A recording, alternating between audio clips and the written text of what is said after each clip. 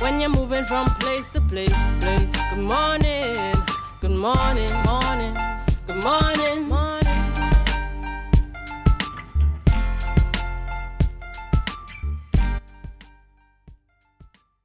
Tobago Updates Television.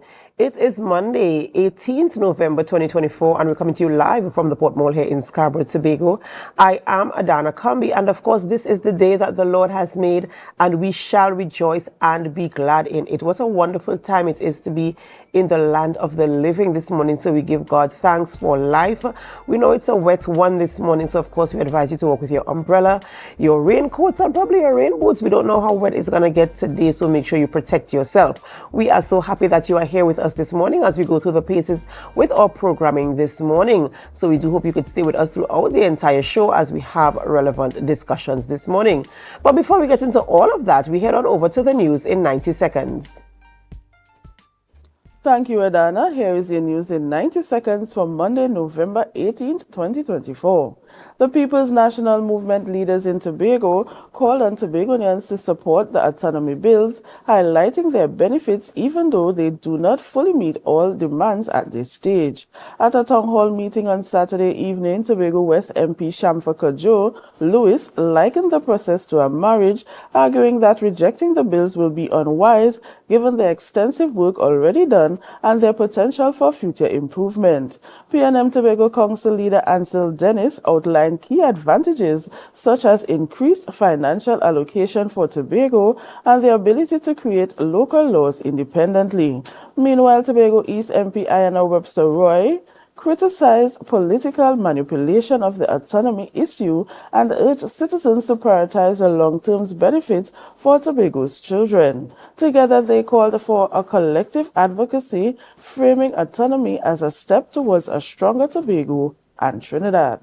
Up next, Tobago Police are introducing a customer service initiative to improve public interactions, addressing concerns raised during a Police Complaints Authority consultation.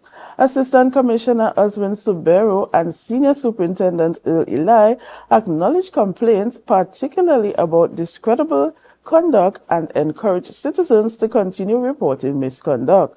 The new customer service initiative aims to set clear standards for timelines, communication, and feedback with gradual implementation among officers. And finally, the Regulated Industries Commission is reviewing a rate increase proposal from the Water and Sewage Authority to ensure financial sustainability and improve services. Public Utilities Minister Marvin Gonzalez supports the potential increase, emphasizing reduced government dependence. WASA submitted a comprehensive business plan outlining financial forecasts, project costs, pricing strategies, and measures to reduce water losses and improve efficiency.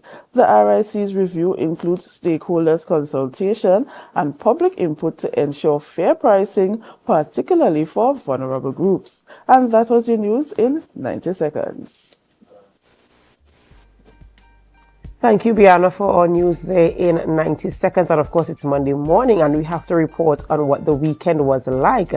What was your weekend like, Biana? What did you get up to? I know you said you were going to do some cleaning and probably some resting. Were you able to do any of that stuff? Yes, I did. I ensured on Saturday I was able to rest, and yesterday I did some cleaning as well. Okay, amazing. Well, I had a wonderful packed weekend this weekend. We had a lot of my family had a lot of family engagements. Nice. And I am still trying to recover from it, and I thank God that we were able to spend that time together as a family. It's very, very important to take a moment out of your very busy schedule to, spend time with loved ones, with family, friends, and create memories. So I thank God for that as well. And of course, it's a new week. So what are we looking forward to? And what is the word of the week today? Could we say much more productivity?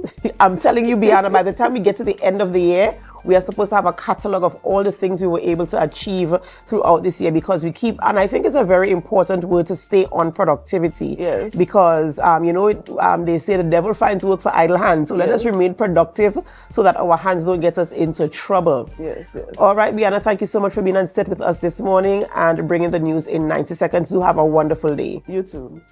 Ladies and gentlemen, as you can see, it's a little bit hazy on the outside there. If you're looking at that live shot where Bianna was sitting, we can see that there's some clouds setting up in the atmosphere. So, of course, you have to walk with your umbrellas today. Kind of unpredictable weather. We know that we're in the rainy season. It's been on and off, but we're going to prepare for what might be coming today.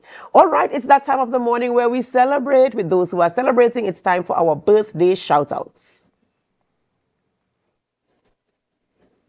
And of course, we give God thanks for life this morning, and we say happy birthday to Lex. Lex Bovell is celebrating a birthday today. And Lex, we want to pray God's blessings upon your life. We do hope that as you enter this new chapter, that you experience the love of God and that you create beautiful memories with your family and friends. So happy birthday to you, Lex. Next, it is Dijon Saul. Dijon Saul is also celebrating a birthday today. And Dijon, we want to say happy birthday to you as well. And may this new chapter bring exciting experiences for you as well. Happy birthday to you. The man Bass, Kishon Bass Smith, is celebrating a birthday today, and we want to say happy birthday to you as well. We pray God's blessings upon your life, and we do hope that you have a wonderful, wonderful day, a wonderful season, and that this chapter of your life is beautifully written. So we say happy birthday to you as well. And of course, to all our celebrants, even though we don't have your photograph, we do join in the celebration with you as well this morning. Whether you are celebrating a birthday, an anniversary, a promotion, your retirement, we say happy celebration to you and congratulations on whatever you're celebrating. And we do hope that you remember to put God first, to give God thanks for life and for every opportunity that He brings to you, because, I mean, without Him, we are nothing, we can do nothing, and we do not exist without Him. So remember to put God first. It's Monday morning, so you might be wondering what's in my cup. What's in my cup is sponsored by LCJ Delights. They are the ones responsible for ensuring that I have a drink every single Monday morning. And today I am drinking turmeric ginger tea. That's one of my favorite flavors. I also love the sorrel bay leaf as well. And they produce and they make teas and they make porridges, flour for your waffles, pancakes, and all your breakfast meals as well. They also provide mixed nuts, premium mixed nuts, and other types of ingredients for meals right here on the island of Tobago. And so you can contact them to get in your hand on their produce. So you might be wondering, who are we speaking with in studio this morning? And guess what? LCJ Delights is sending a representative this morning to have a conversation with us. We're going to go through all of their products this morning, so you're going to be able to hear more about what they produce, how they produce them, where they produce them, how you can get your hands on them as well, and how you can partake of the lovely, lovely delights that they produce there, right? And we're going to have some more interesting conversations as well on the show this morning. And so we do hope that you could stay with us as we go through the paces, have the conversations, and bring up the issues to light that pertain to all of us here on the island of Tobago. And also, as you are aware, tomorrow is International Men's Day. So of course, I want to start sending out some love and support to the men in my life, the men that I work with, the men that, who are friendly with, I'm friendly with, all the people who I know who are men. I want to send some love and support to you and to let you know that you are important, you are seen, and you are making your mark, and we will continue to support you with whatever you do. Women, we need to rally around our men, because we know with strong men in our societies, with men who are given the opportunity to do what a man is supposed to do, our lives become easier. So let's not try to be men and allow the men to do what they were called to do. Right, we have to go for a short break before we begin conversations in studio this morning. So wherever you're viewing us from, whether you're viewing from right here in Tobago, in Trinidad, the Caribbean region, the United States of America, or even Canada, United Kingdom, Africa, Asia, Australia, wherever you are, we want you to help us. Share the live, share the live, share the live. We'll be right back.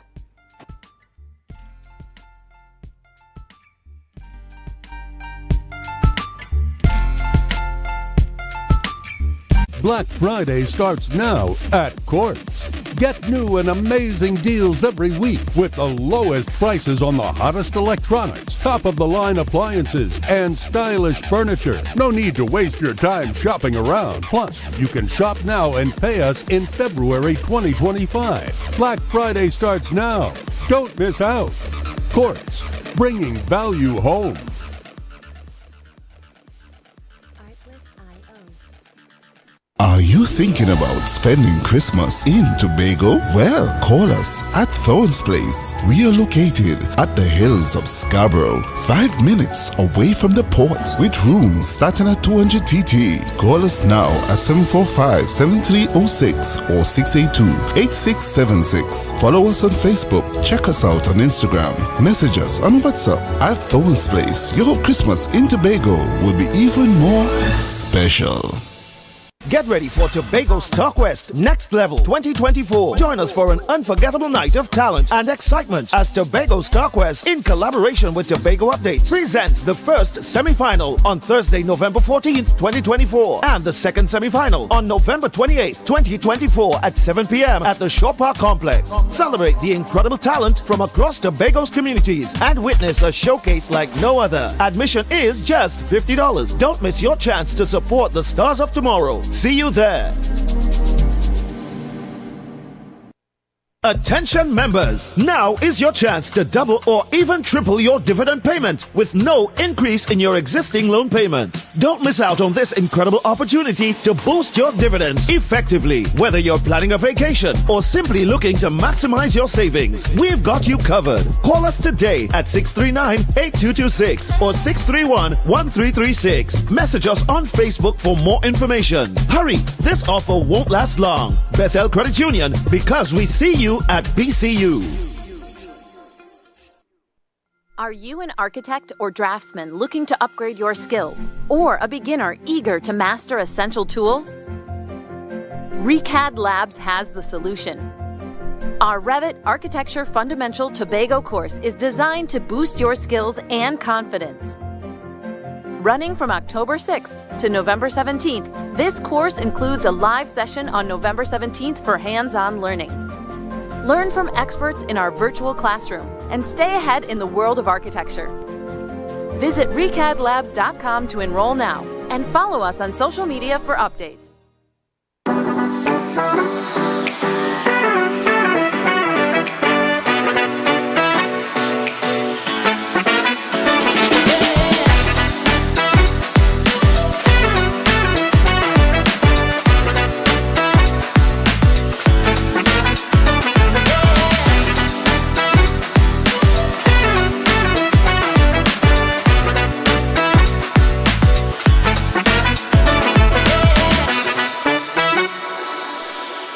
Rotisserie, mouth-watering fries, salads, combos, and specials galore. Feeling for something to eat? Come and see. Our rotisserie is seasoned to the T. Kicking chicken, masala, and jerk roast. Crispy fries made from scratch. Who do you know can beat that? Or salads freshly cut and packed. When you taste it, you'll be wanting to come back. So come check us out on number 2 Robinson Street, Uptown Scarborough, Tobago. We open on Saturday nights from 7:30 to 11:30 p.m. Monday to Thursday, we're open from 10 a.m. to 9:30 p.m. and on Friday, 10 a.m. to 4:30 p.m. Contact us at 772-7443 and all social media handles at The Rotisserie Factory. Tobago, your voice matters. The Police Complaints Authority invites the public to its community outreach session. We would love to hear from you. Feel free to attend and give us feedback. Join us Thursday, 14th November at the Canaan Bonaccord Multipurpose Facility from 6 p.m. to 8 p.m. Come share your thoughts, raise your concerns, and learn about how the PCA serves to ensure accountability within our police service. Your input makes a difference. Let's work together for a safer, stronger community. The Police Complaints Authority. Independence, integrity, and transparency in action.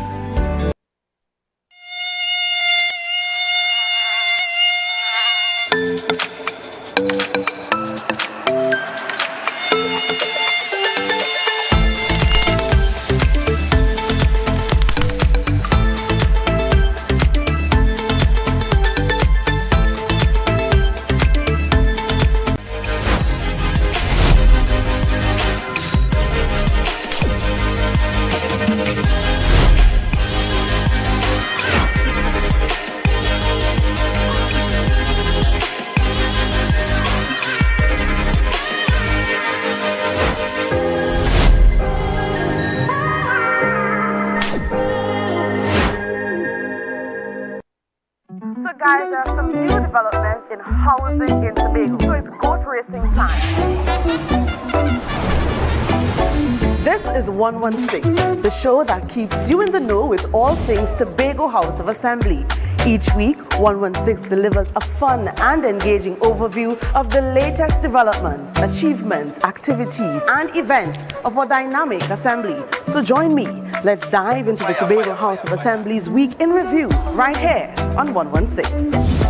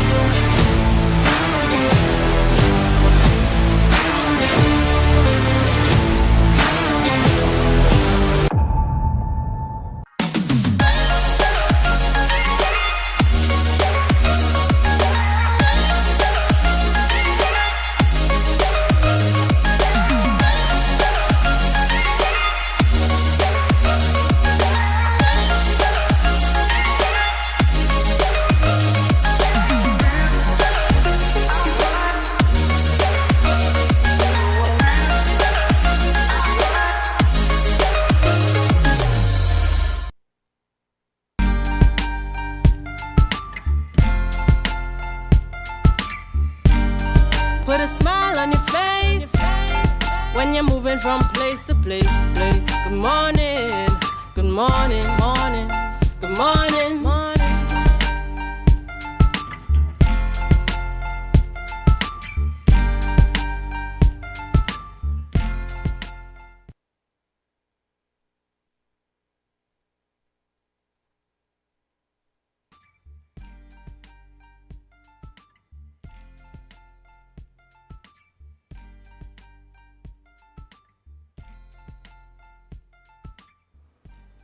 Welcome back. Welcome back to the morning show here on Tobago Updates Television, and thank you so much for staying with us. We're going to open the phone lines in a short, but here's what we're going to be talking about this morning. We know recently we heard in the news that there's going to be some salary increases for some senior government officials, including the Prime Minister, the Opposition Leader, the Chief Secretary of the Tobago House of Assembly, and the Commissioner of Police, and some other offices here in Trinidad and Tobago. And we're talking about pay increases from, let's say, for instance, the Prime Minister's salary increases going from 59,000 up to 87,000 incrementally from 20, I think it's 15. So when you look at what is going to be what we call his back pay, it's going to be almost $1 million. I have Bianna on set with me this morning, and we're gonna have that conversation. And of course, we want to invite you into the conversation to hear your opinion. You can also comment on the Facebook live stream, so we could go through the paces together as it relates to salary increase.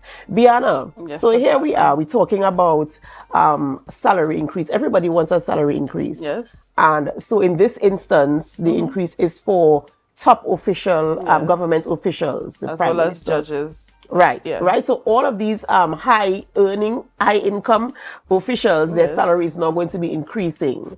We're hearing, I was just recently reading or trying to read an article where the former governor of the central bank is saying the current salary of the Prime Minister is quote unquote ridiculous. And I'm in agreement with the increase. I'm all for an increase in salary. Okay. But here's my thing. How about we do it across the board? Yeah, I believe you should do it across the board, because you realize now that they have the NFGUW, they are asking for a rate increase as well. The OWTU, they are also asking for a rate increase as well. But skimming through the papers over the weekend, one person was asking, I can't remember who it was, but asking what were the criteria, you know, in terms of getting to these figures that they are quoting, what you know, what they looked at to come up to these figures. It's an interesting. It really is a very interesting conversation to find out what are the things, the assessments to get to where you are. You have to think about things like inflation, regional costs, compatibility with islands across the region, income expenditure, as well as you also have to look at the income earners on the lower end as well. Yes, because it affects everybody. You know, you go into the supermarket, it's coming to Christmas, you have kids, and it's like every day the price is going up. You understand? So an increase for the Prime Minister, some may say that he has the weight of the country on his shoulders, and you know, from previous years there hasn't been an increase for him. But what about the average man on the street? Yeah, and you know, as you were talking about the unions, just recently we were talking to NUGFW, and they were talking about the rate of salary for daily paid workers. Yes. And I feel as if all of these things have to be revisited on the same level, on the same scale. And even if you are introducing a salary increase, let us do it by a phase-by-phase basis. But let us not let the phases be, we review in this batch of salaries this year, and next 5 years we will look at yours. Let's do it all in the same type of period, so that we don't feel, I mean, I understand that the Prime Minister and the people, as you mentioned, they carry the weight of the country. Yes, they have to make decisions that impact all of us.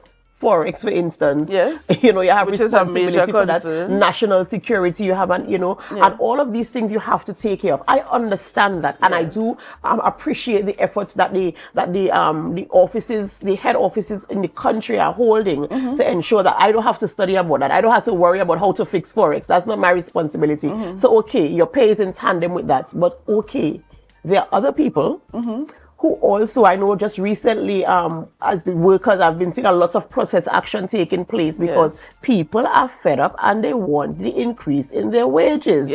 You know, and so seeing figures like this, imagine you're working for $5,000 a month. Okay, let's say $7,500. I think that is the maximum before you get into the tax bracket. So you're working for $7,500 a month. You have a wife. You have children, they go to school, they have school fees, they can't even join extracurricular activities because you can't pay the football club fees, right? And so you're looking now, you're trying your best. Okay, that's the best you can do for now, you're trying your best. And then you're looking at somebody who is earning $59,000. Increasing to $87,000. Can we not increase it to 70? You know, what is about you take peace? Because when you look at, I can't remember exactly which country it is right now, but I know right here in the Caribbean. Let me try to recall what a prime minister from the Caribbean decided. We're gonna cut our salary.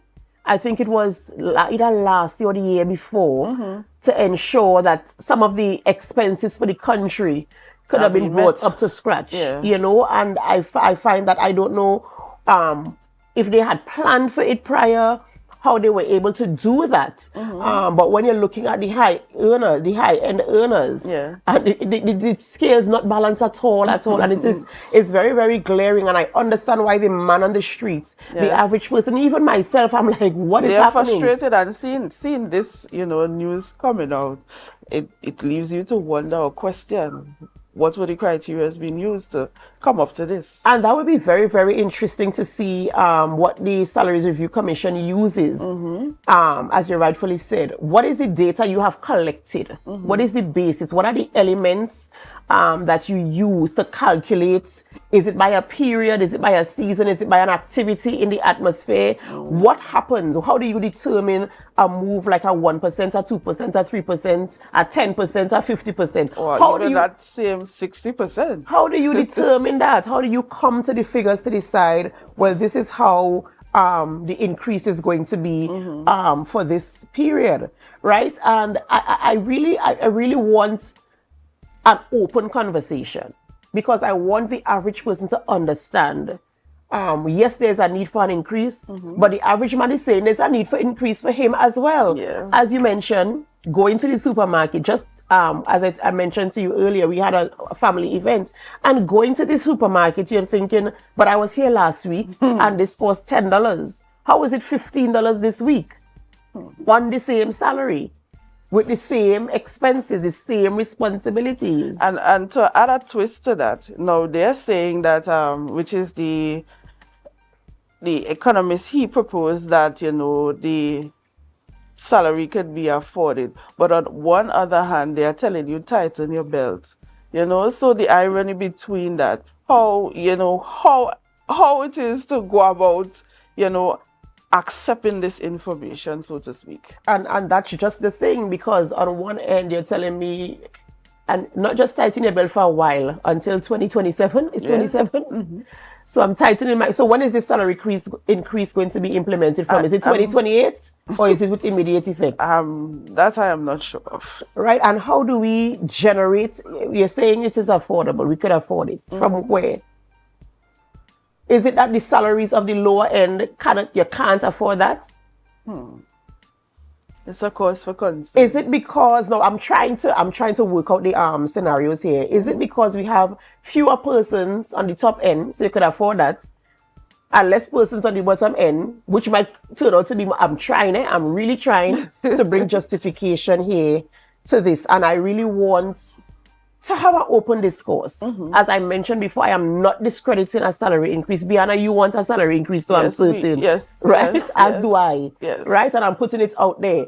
But in terms of establishing the pay points, the salary points, how do you come up with that? Yes.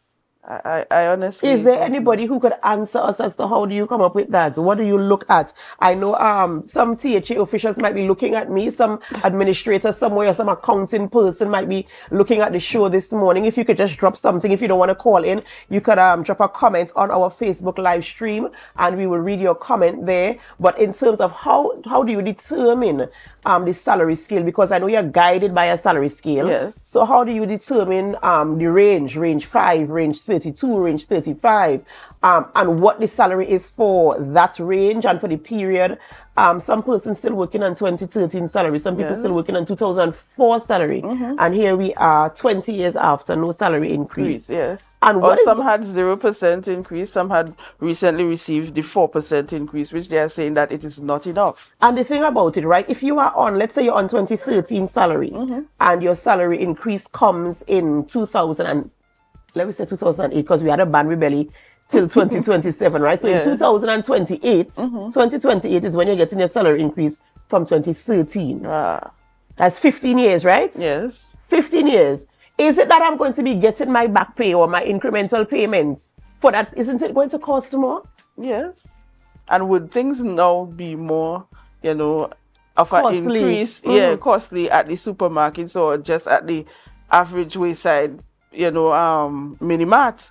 Yeah, you know, and it is very, very alarming. And I just want to have an open discourse. I want to get a better understanding, because I don't want to assume. Right now, I am just trying to figure things out. Not that I know or I know for a fact. I am trying to figure it out and trying to bring some sort of sense, make some sort of sense, as the young people say, make it make sense. Make it make sense. Out of it, right? I believe we have somebody on the line this morning, and we're going to take their call to have their contribution in this conversation. I'm not hearing you very clear we at all. are not experts on this matter. We are just persons who are going through the same situation as everyone else. So we want to hear what the caller online has to say as they give their contribution this morning to this topic.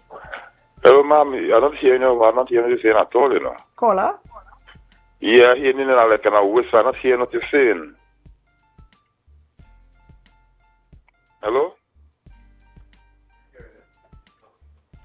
Hello? While we wait for the caller, Dana, I'm seeing a comment here from Newton George. He's saying, with a salary increase at this moment for ministers, it's opening a Pandora box. What are your thoughts about that? Of course, it will open a Pandora box. I mean, that's the same reason why we're sitting here today talking about it. And you know, there are some things I would stay away from in terms of conversation, but there are some things like this. We want to understand what is the justification for the salary increase. How do you measure the salary increase? How do you determine it? And will other officers, public officers, be receiving increases as well? What type of conversation is happening? And what is the period for the rollout? And would it be implemented now after it is being passed by Parliament. Those are the things we have to be discussing as we're having this conversation this morning. I don't want to go down a rabbit hole. I don't want to talk about things I'm uninformed about or, not approved to speak about this morning. We just want to talk about how do you feel about this salary increase and, how does it impact your life? Daily life, as we mentioned, it's not easy. Having to ban your belly is not what we want to hear right now. And as I said, for me, the festive season or no festive season, it doesn't matter. I want to be able to comfortably pay my bills, to comfortably take care of business, take care of my family, and not have to worry, oh gosh, where am I going to get the next dollar from? Because the salary does not match the demands of basic daily livings. Let's not talk about luxuries. Yeah. Let's forget about extracurricular activities. When we're talking about a fuel for your vehicle to get to work, even if you don't have a car, transportation money. My budget for transportation for the month is, let's say, $700. I don't want it to reduce to $650 and have to walk to work one day because I can't afford or hop a ride with the neighbor. You understand? Never could tell. We want to live in a space where we're able to meet our basic needs. Yes.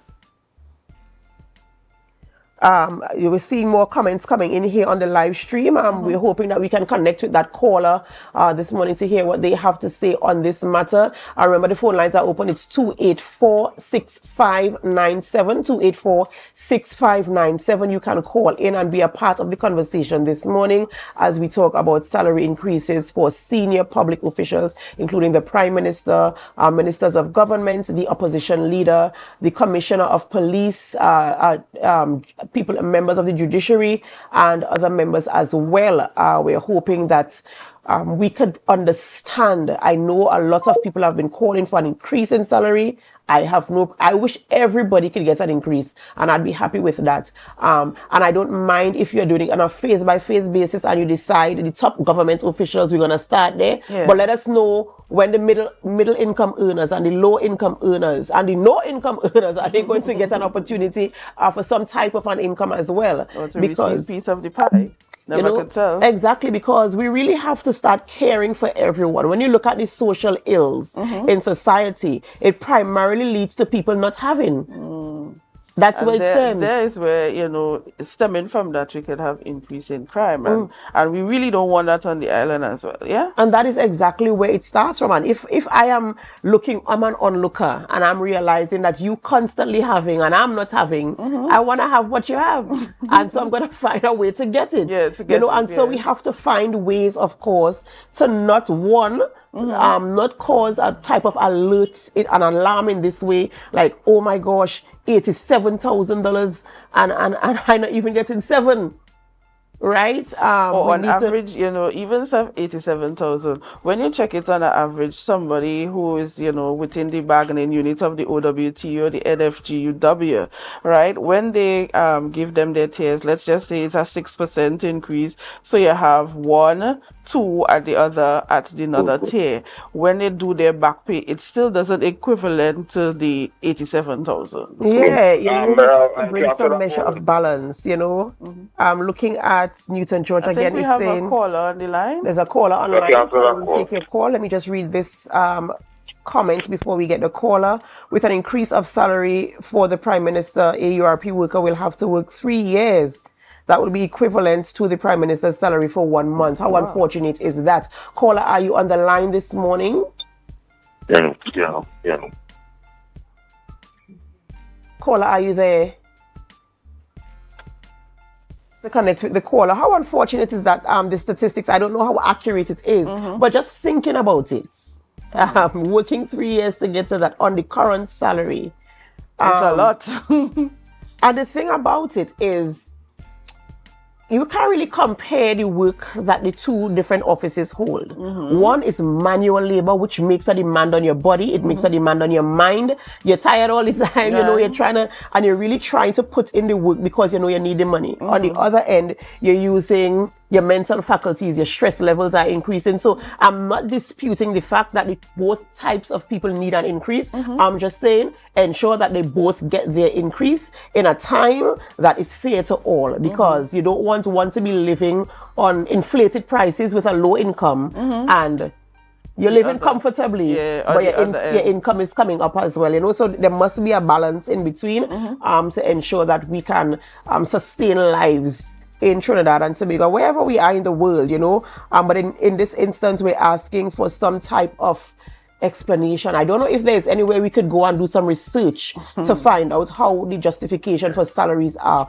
And you're hearing, as I said, the previous former governor of the central bank is saying that the prime minister's salary is as it is ridiculous. We'll see. Caller on air, caller online. Good morning, caller.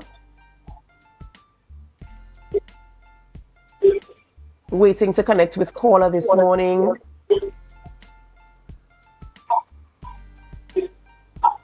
All right, we seem to be having some connectivity challenges there with that caller. But Biana, you know, what can you say really? You know, we probably should just wait and see how it rolls out, as opposed to, you know, putting our perspective into it. Just wait and see. Nah, I have to put my perspective into it. I'm sorry, I have to challenge it. I have to put my perspective into it, because the reason why is because I need to understand. I don't want to have resentment. When I said don't put your perspective, yes, you will have your opinion based on what is, you know, taking place, but don't, you know, put it forward. Let's see what's being put forward, and then we challenge the information. And that's why we call in this morning for some type of explanation, some type of breakdown, so the average man, the layman, they can understand this is why, this is how, and this is when. You know, we want to know these things so that we can have some type of expectation, for instance, so that I can know, okay, top senior government officials now, their offices next, their assistants next, and they're going to come along and eventually they're going to get to me. Let me have some measure of expectation. But don't tell me to tighten my belt until 2027 and our salary is increasing. I don't know if it's next month, next week, or early next year. Caller on the line. Yeah, hello. Morning. Good morning, caller. Yes, I said that the commissioner should decrease all the salary for the minister up to the prime minister, because they underperform. Sorry, caller. You're saying that the salary should decrease I said because the prime minister and all of them should have a decrease in salary. All right, caller. Thank you for your perspective there this morning. Thank you for your perspective. The Minister of National Security crime is high. The school system high. I get you there, caller. And you know, these are some of the things you also have to take into consideration. You have to look at the atmosphere.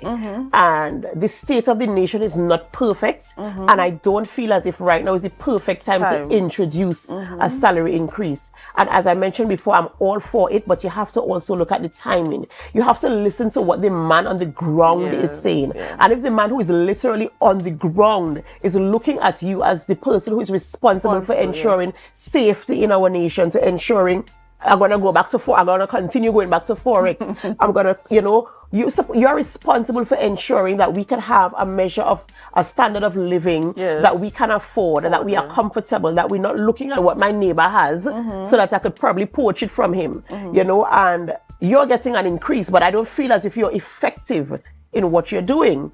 And so, of course, the man on the street is going to question that. And this is what this caller is saying.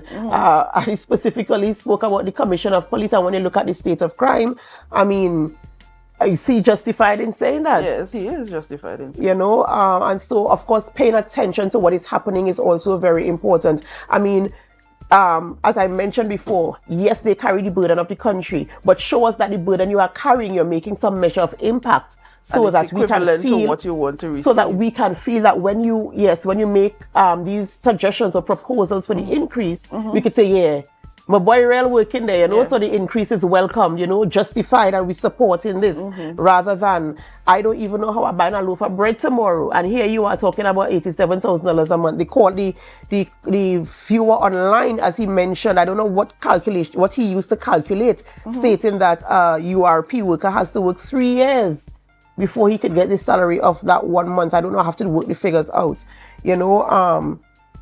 I see another viewer here online saying, how is it that they could only offer the poor man 4% and these people lucrative sums of money? where they're getting the money from to pay them. And that's one of the questions we asked earlier, because you're telling us to tighten our belts. Yes. Tighten our belts till 2027, and yet we're hearing that we can afford it. So is it that we could afford it now, or we could afford it when we loosen the belt in 2028? You know, and these are the things that cause people to be a little bit frustrated. And so, as I said, timing is everything. I'm all for the increase, but you have to ensure that the space is balanced, that the space is equal, that everybody could feel as if they're getting. And I mean, no amount of money you get could ever be enough, because if somebody come and drop $1 million here for me, I go ask them why I didn't bring two. Why I didn't bring two, right? I understand that no amount really is enough, but it has to be balanced across the board. I have to feel as if I am next in line. You cannot tell me to tighten my belt and you well, I don't think the Prime Minister said, hey, I'm going to increase my salary. There's a committee sitting, and they have made the proposal and the recommendations, but they also have to come up with, hopefully by the end of the week, they could come up with, yeah, we're looking at other salaries as well, and we're going to get to that in a timely manner. That's what we want to hear. And we want not just to hear that, we want to know that it's going to happen as well. Because I want my salary increased too. Yes, I welcome it. I welcome it. And you know, I want to say thank you to our viewers this morning and the persons who are calling in to give their opinions. It is very good to collect this type of data, so you can know what people are saying. And I think this is the way that you can make informed decisions. Decisions where you're not just making a statement and have to retract it. Right? So the man on the street is saying, I want my increase as well. I'm all for yours, except that caller who said there must be an increase because, you know, the state of the nation is not where it should be. But an increase for all is welcomed, and we're hoping that we can head in that direction as well. Bianna, let's see where it goes from here. You know, ladies and gentlemen, thank you so much for being a part of this conversation and for staying with us as we go through this very, very, very important topic. And we're going to try to keep it at the top of our agenda throughout the next coming weeks into the Christmas season, and hopefully into next year we could have some type of response where this is concerned, so that we could feel a little bit more comfortable as it relates to our finances. We have to go for a short break before we continue conversations here in studio this morning. And of course, we want you to stay with us. And as you're staying, we invite you to help us. Share the live, share the live, share the live. We'll be right back.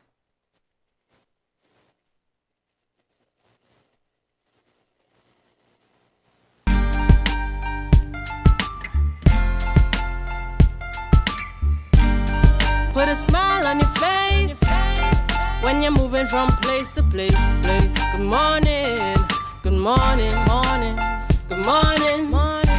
Standards Black Friday deal starts now with 35% off select television, 30% off select appliances, 25% off Christmas decor, 15% off select divans, 20% off select furniture, and you can shop in store and online. Standards Black Friday deal. Nobody beats us on price. Believe it. When the game is on, you don't want to miss the best moments. With Amplia TV, you can enjoy our ultimate sports package and watch your favorite games on the go. Stay connected and informed with sports news, scores, and stats with Amplia's fastest internet speeds. Up to 1 gigabyte fiber internet, you can stream riveting football action, cricket, NBA games, and much more. With Amplia, it's game on. Visit amplia.co.tt or call 800-4663. Amplia. Do more, live more. Tobago Glass Supplies has been a leading name for over 37 years in the glass and aluminum market in Tobago. We provide an extensive range of high-quality, innovative aluminum and glass products for commercial and residential use. Competitive prices with superior and professional services by committed employees who are guided by rigid quality standards. Tobago Glass Supplies specializes in the manufacture and installation of glass and aluminum products that are essential to today's homeowners and the business environment. We are engaged in marketing, sales, and installation of a variety of products. These ranges from windows and doors to necessities such as mirrors for homes and vehicles, designed and manufactured in-house or imported.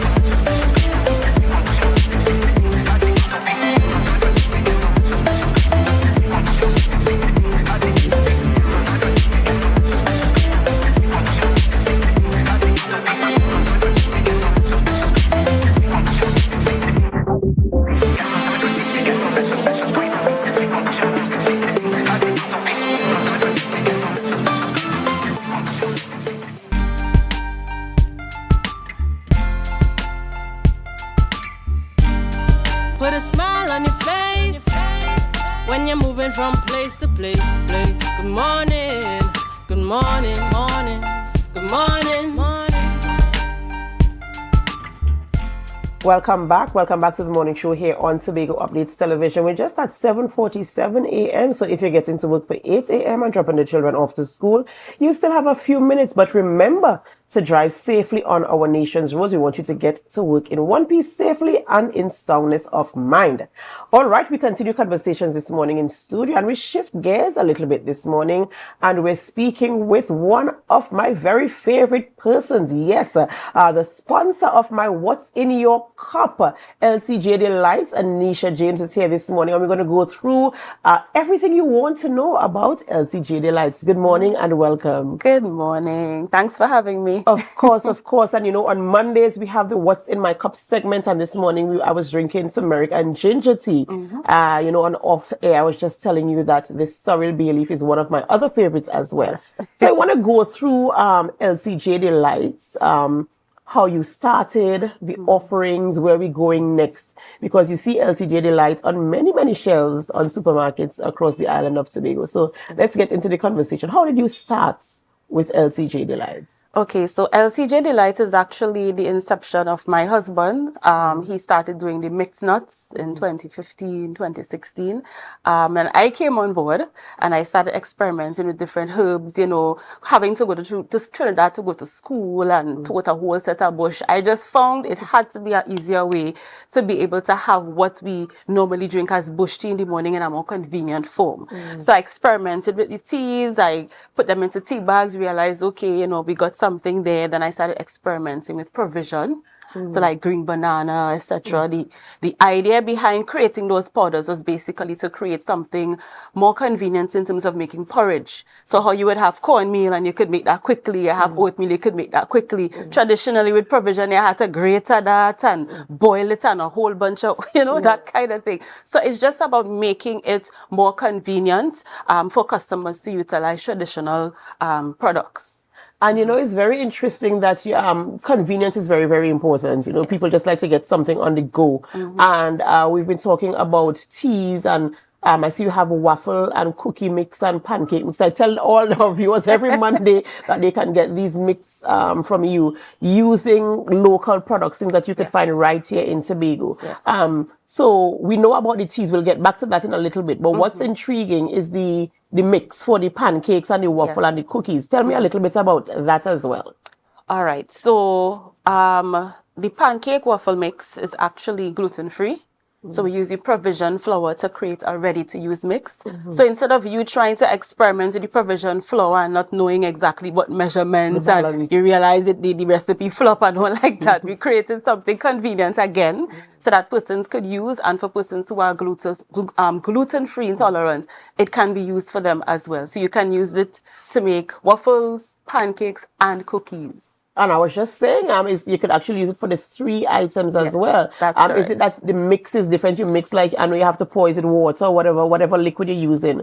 Is it that you have to pour a different amount for the different consistency? Yes, you do. On the packaging, there is the directions. So you have the directions to make pancakes and you also have the directions to make cookies. Right. You know, I'm feeling cookie-ish this morning, you know. And, you know, I always applaud local businesses and I'm taking what you have and making it into something that is more grand. As you said, you know, the inconvenience, of course, is what spurred the idea for you. So I must say kudos to you there as well. We have an array of teas as well. I've mentioned in my favorite being the turmeric ginger is one of my top, my go-to is that turmeric ginger. But there's also my second favorite is the sorrel bay leaf as well. So tell me about the different flavors of teas that you have and, you know, how you decided to combine, because some of the combinations is like sorrel and bay leaf, like, you know, how did you come up with the combination for some of these teas? These combinations are purely experiments. Right? I have a science background, so I would be in the kitchen trying to see, okay, what can I combine to make tea? I'm like, hold up, if it is that you could make juice with something, you probably could make tea with it, right? So I started combining the different ingredients. So the sorrel and ginger, if you see me in the kitchen trying to make sure I get the right measurement, a whole different set of cups to make sure I get the right smooth blend for each flavor. Right. Yeah. So there's also sorrel and ginger. That's right. Because it's a sorrel and bay leaf I like. So, we have to try that sorrel ginger. Yes. So I'm seeing cocoa shell. Talk me through them, and I've seen all the labels properly. All right. So this is cocoa shell bay leaf. We actually use the shells of the roasted cocoa bean, combine it with bay leaf, and make a tea bag. So it's like chocolate in a tea bag. Convenience again. Yes. Then we have greater wood as we know it in Tobago. It's also, the scientific name is lantana. All right, so this is another local tea that we have here. What do we have here? We have white agaratum, as the old people in Tobago call it, kokaleka tea. I'm sure some of you are hearing that and like, yeah, I know my grandmother talk about that tea. Then we have the sorrel ginger tea, and we also have the famous turmeric ginger. This is a hot seller. Yes, and I appreciate them all. And the thing about the blend for me and my experience is it is so potent. You could reuse the tea bag. It's like not just a one drink and toss, and that's what I like about that as well. The convenience, the fact that it is reusable. It really and it gives you that nice warm feeling. It gives you, and especially as we're heading into the festive season, it really is good. I have my teas without milk, without sugar. So I don't know, can persons add these things to it as well? Is it? Yes, sure. You could add sugar, you could add milk. Some persons may add honey. Yeah, make the tea however you wish. If you decide to make it into iced tea, that's a possibility as well. I've done that. Okay, you're giving me some ideas here now, and of course I have to go and experiment, as you put it, with that as well. And I know you're on local shelves here in Tobago and some in Trinidad as well. Yes. In terms of growing the business, how has it been interacting and trying to get them into different supermarkets? And what are the reviews like in terms of your customer reviews? We do have pretty good reviews. Yes, we would have customers indicating their preferences or what they would prefer not to see happen. Like me, with the mixed nuts, it's unfortunate you don't have any mixed nuts here, the premium mixed nuts. I don't like peanuts at all, so I make a request to not have peanuts in my blend.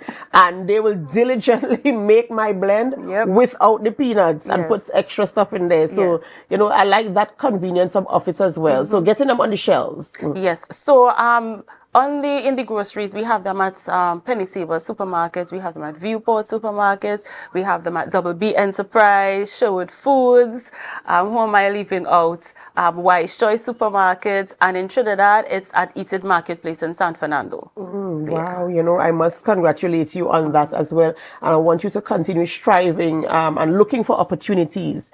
Persons who are trying to get into business, your business expanded based on something that you felt as an inconvenience, as a challenge to you. It's like, why do I have to do this when I'm thinking maybe I could do something else?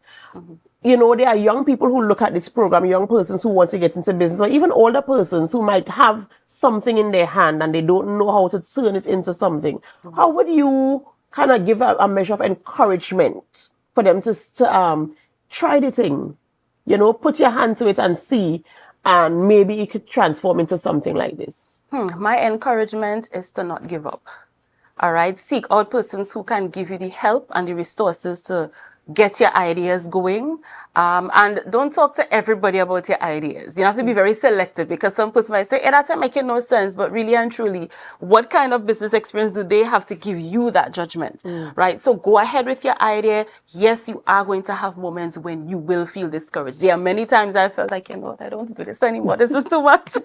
But then guess what? I get another order and a customer gives a good review. My heart gets warmed. I'm like, you know what? I'm going to keep pressing. So don't give up. And that community is absolutely necessary, but also, as you put wise counsel in there, is to be selective of the persons you share your ideas with. In anything in general, you have to know who you are trusting with your idea, because it's like birthing a baby, and you kind of want to make sure you have the right type of support. These cookies, what kind of flavors? How do you prepare them? Listen, I'm sitting here and I need to be a little bit more professional this morning, and so I will get there. But talk about the cookies as well. All right. So we have a variety of cookies here. So the ones that you're seeing in circles, those are ginger. So we use the mix. We add our ginger to it to give it a nice little ginger flavor. The heart-shaped ones, these are chocolate chip. And then you have the ones that look like flowers. These are coconuts, coconut cookies. So you could use whatever additives you want to give that extra oomph to your cookies when you're making them. Also, is it that you use the pancake waffle mix then you just add whatever flavor you want to the cookies? Okay. Yes. Again, convenience. Again, convenience. You know, and I'm blown away by the effort that you put into it, the fact that you're willing to make these experiments and that you're making inroads. And I want to wish you the very best in your business, of course, that you continue to grow and blossom. And of course, for the Christmas season, you all can start putting in your orders. These premium mixed nuts, they make perfect Christmas presents. I don't eat peanuts. So when you're making orders, you can consider. But no, honestly, my experience with your brand, and it's the reason why we have this partnership now where you are sponsoring What's in My Cup on Mondays, is that I've had a wonderful experience in terms of customer service, delivery of product, the consistency of the product as well. So I must say kudos to you there. And keep up the good work. Keep up the good work. Of course, you heard Anisha saying that if you are trying to get into any type of business, you have to keep trying. Challenges will come, but opportunities are there as well. Try to rally yourself around the right community who is going to give you that measure of support and encouragement as you try to build your business. But once you have something in your hand, you can make gold from it. And that is what we are encouraging you to do this week. Biana and I talked about productivity. Let that be your productivity for this week. Anisha, in closing, what would you like to share with our viewers this morning as it relates to your products? How they can contact you? How can they make orders? And stuff like that. All right. So our contact numbers are 396-1638 or 287-2704. We do have our Facebook page, Instagram page, all the major social media platforms. And we do have an online store at shopkareeb.com, and we ship worldwide.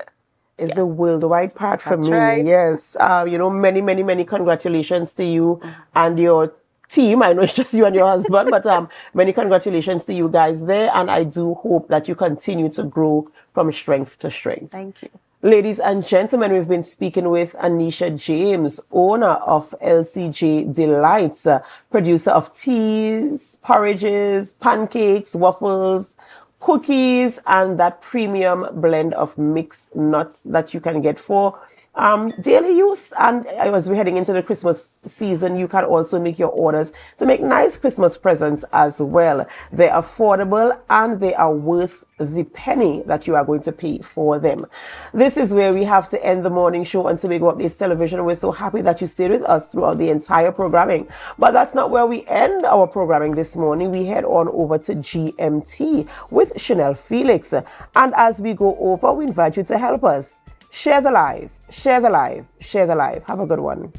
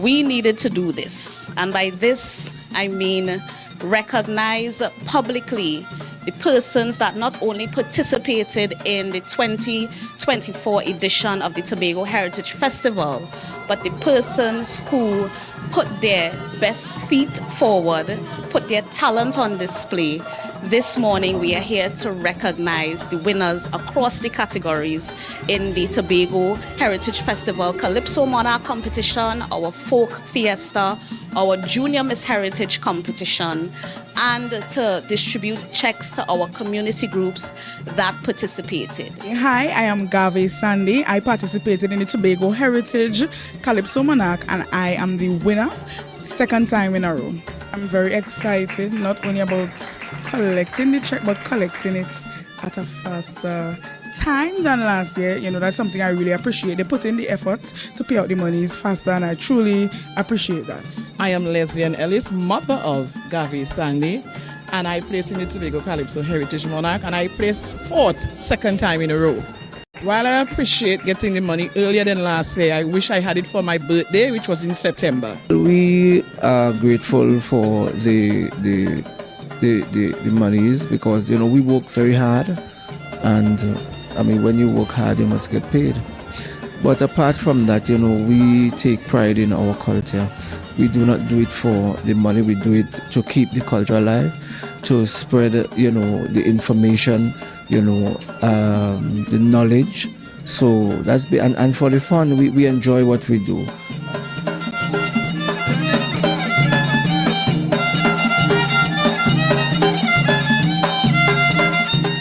That was a production of the Department of Information, Office of the Chief Secretary, Tobago House of Assembly.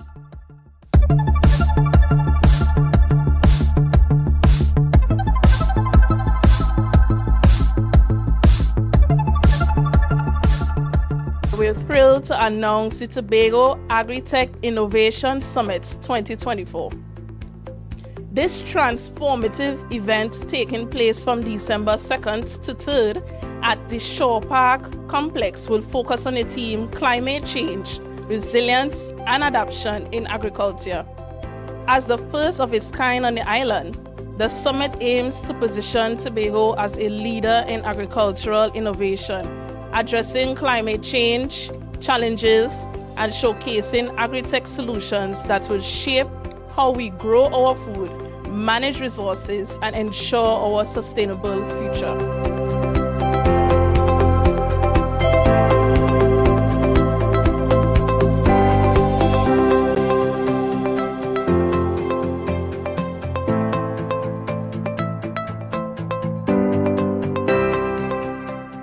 The Tobago Agri-Tech Innovation Summit is about more than introducing technology. It is about creating a mindset shift. We want our farmers to not just survive, but to flourish in a modern, tech-enabled agricultural landscape. This event will provide practical training and workshops for farmers on digital farm management, precision agriculture, and innovative practices.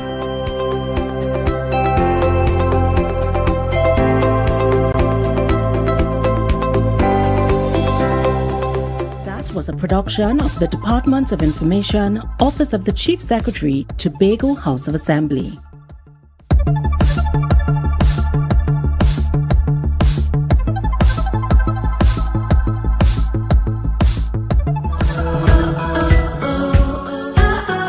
There is a girl, she is wise and wary of flames, but still, she knows she will survive the fire life scorches sometimes. She has been a phoenix before, and every time she burns to ashes, she knows exactly how to rise again. Those powerful words used describes how powerful girls can be throughout life. And recently, the world celebrated International Day of the Girl Child with the theme, Girls' Vision for the Future. And to commemorate this day, some of the island's most empowering women had the opportunity to share their stories and experiences with female students at Scarborough Roman Catholic Primary School. Today's program, featured especially on the girls, was instrumental. We looked for persons who we thought could encourage, give them that boost of confidence and so forth. I think the selection, it was good, and the students seemed very receptive. I was roving throughout the presentation, so I would have peeped into the different classrooms and they were quite receptive. Is that this year's theme is looking at females breaking barriers and just breaking through any glass ceiling. My industry is media and communications, and as I was saying to the young ladies, we have not very many females in some of the portfolios within media and communications, so like the graphic artists and the videographers and the photographers. It's really predominantly males. So it was an opportunity to encourage them to look outside the regular jobs or the regular professions and venture into some unorthodox professions which are really growing and becoming very, very popular in today's society. Well, as always, being at our RSC and participating in their activities, it's always a unique experience, I must say, to be here today to give or to motivate the students, the girls, as it's International Girl Day. It's quite it's an honor to do that, I must say. They were really excited, and that actually increased my excitement. So I am really pleased that the energy was awesome, and I hope that my message was well received. So today I had to present on deportment to the young ladies. I think that's something that's very important to instill in our young women, showing them how to carry about themselves. It helps to instill confidence, helps them to understand themselves a bit better, to know that I am a woman. When I walk into a room, I need to exude that confidence and show people that I mean business. It was very receptive by both Standard 5 and Standard 4. They enjoyed it thoroughly. The Standard 4 class was really, really receptive. They wanted me to model on my way out, which I did, and you heard all the rockers in the room. And that was such an amazing feeling, just being able to give back to the young people of Tobago as a fellow Tobagonian. I learned that girls are unique and they're special in their own way. It was very nice. I enjoyed myself. I learned about being each other's keepers. I learned about new jobs, and I learned about photographing, video art and stuff today. I enjoyed these sessions because it was fun, it was very uplifting, and I think it should continue throughout Trinidad and Tobago for the girls in Trinidad and Tobago. International Day of the Girl Child is celebrated on October 11th annually. That was a production of the Department of Information, Office of the Chief Secretary, Tobago House of Assembly.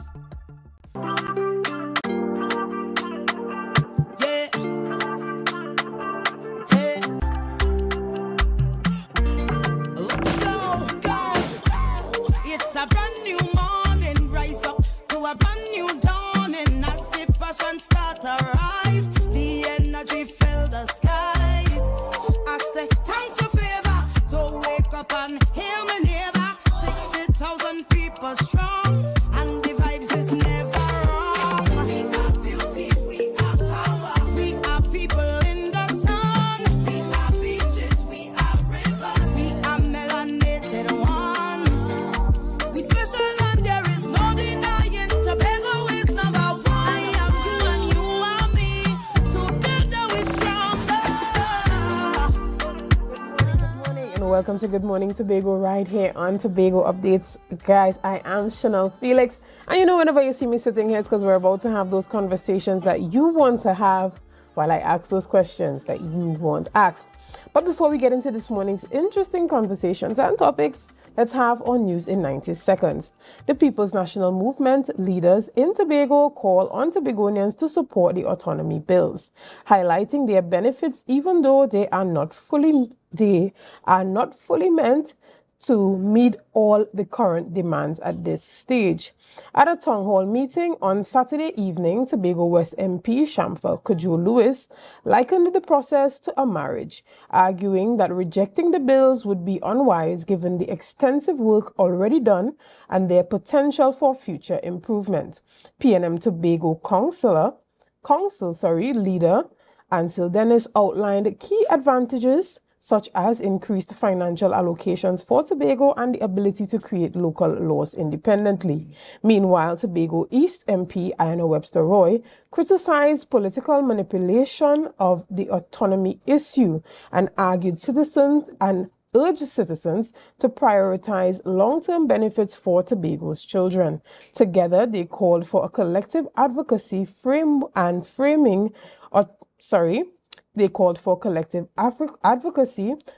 autonomy as a step towards a stronger Tobago and Trinidad.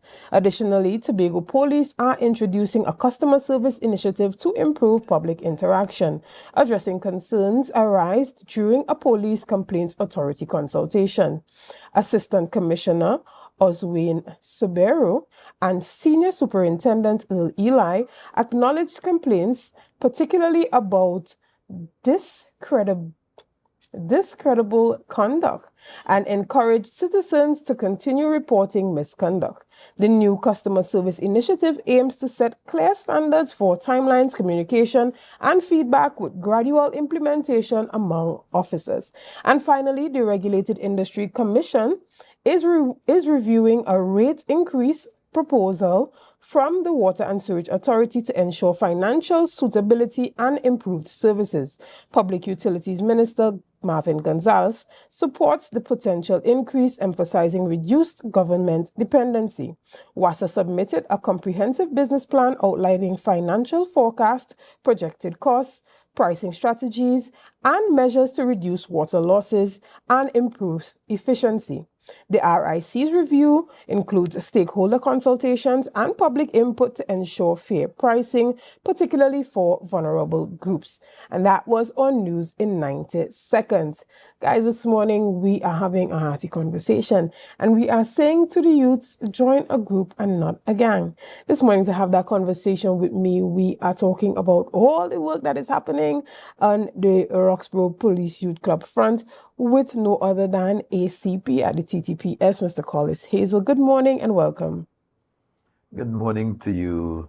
It's a pleasure being here again, and to all your viewers, so many, wide and far. Right. Now, I'm happy that you are in studio with us in the flesh. You know, they say in living color. This morning, usually, you know, we are virtual because you are always on the go. And but even before we get into all things that is happening at the Police Youth Club, I want to, you know, find out from you, how have you been doing and how has this new portfolio been treating you? You look, you know, quite bright this morning when we saw you in the studio. You were glowing and all of that. So how has this new portfolio been for you? Well, first I must say the police service is a dynamic institution, and therefore any opportunity to serve at any level really is one that is one look forward for in terms of leadership. My new portfolio focuses on being in charge of the tactical units within the Trinidad and Tobago Police Service. So it has moved me from being in charge of 2 divisions to now 6 divisions in the police service. And I take that responsibility with pride, with the confidence and the ability that I know that I can deliver in those units. And of course, with the level of responsibility, with rank comes responsibility.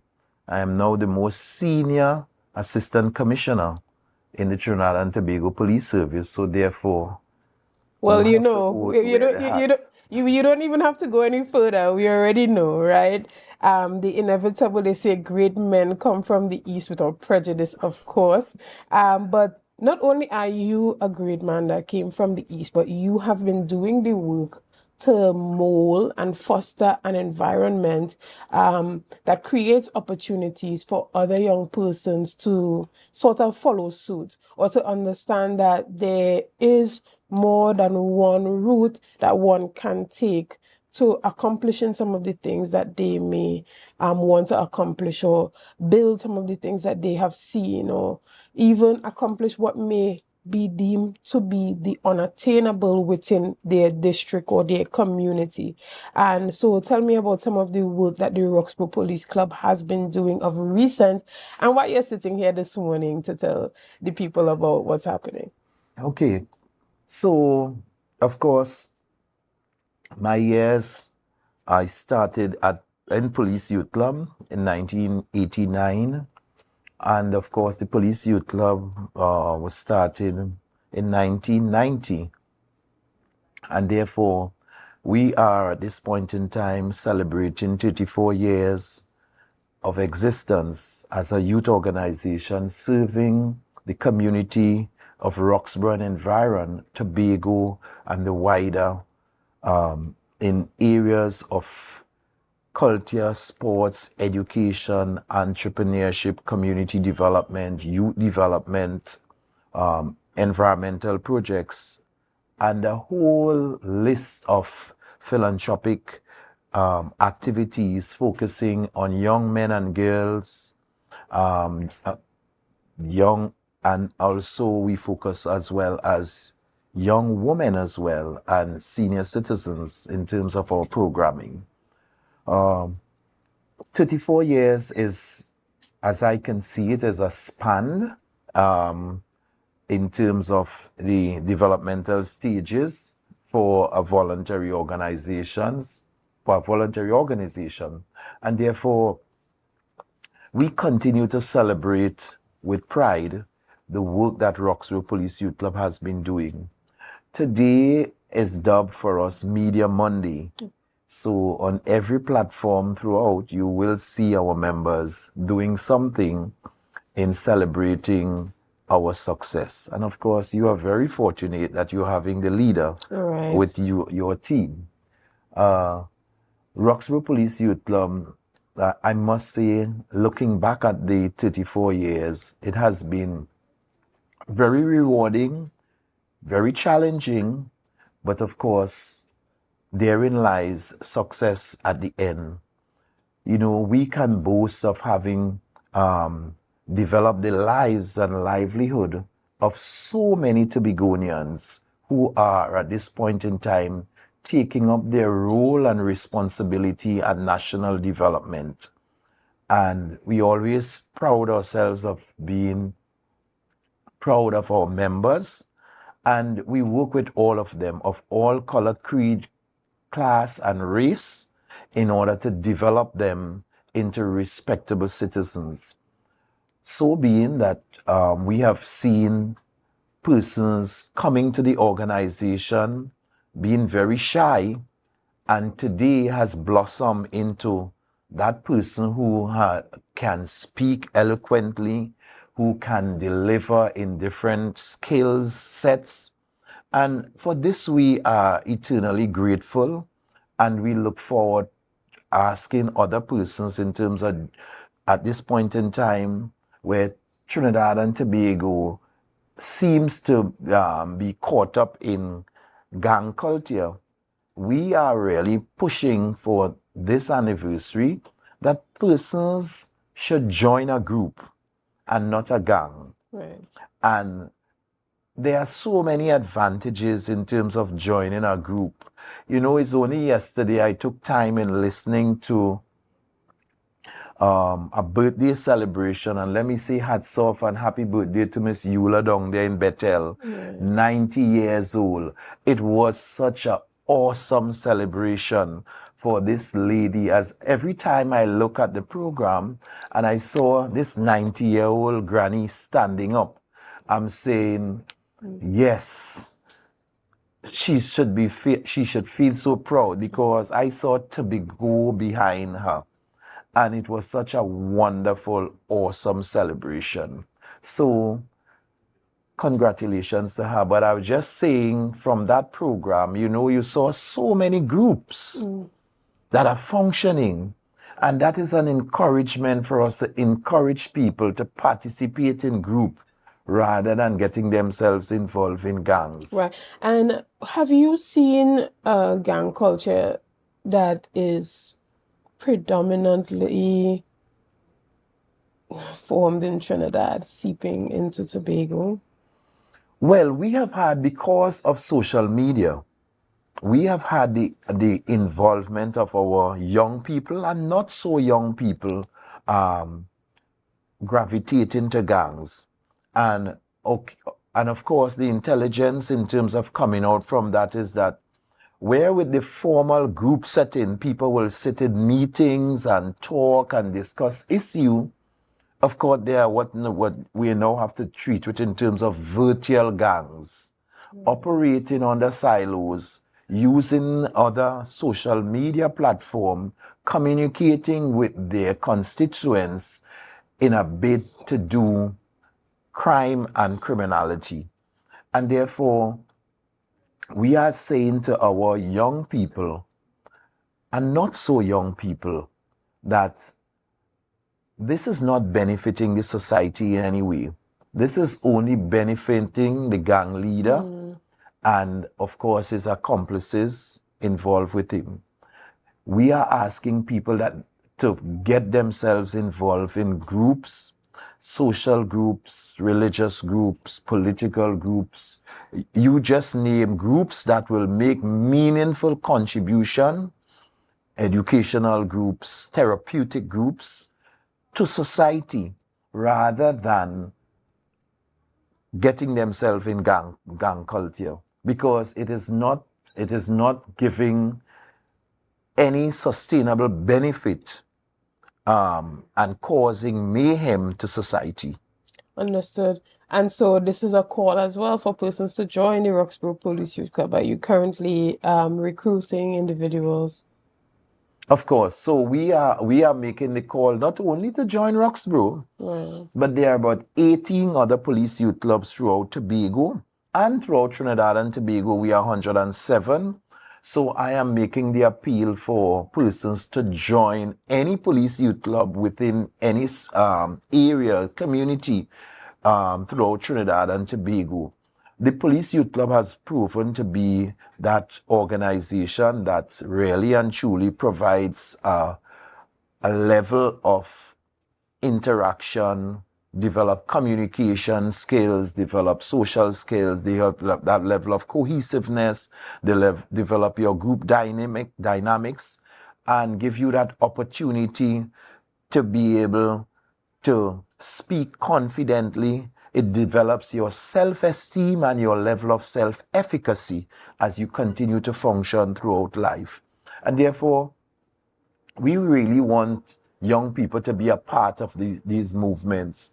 And we support the initiative of even joining other groups. I've seen in Tobago, we saw a dwindling of the other groups like this, the Girls Guide, the Brownies. So we are asking persons to go back to our moorings, try to get back young people involved in these groupings as well, the Pathfinders, so that there's much benefit there in youth development rather than getting themselves involved in a gang.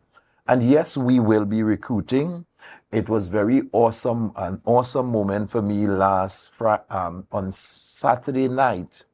When I look at the Police Youth Club membership at Roxborough, this is one time we saw a great increase in terms of persons.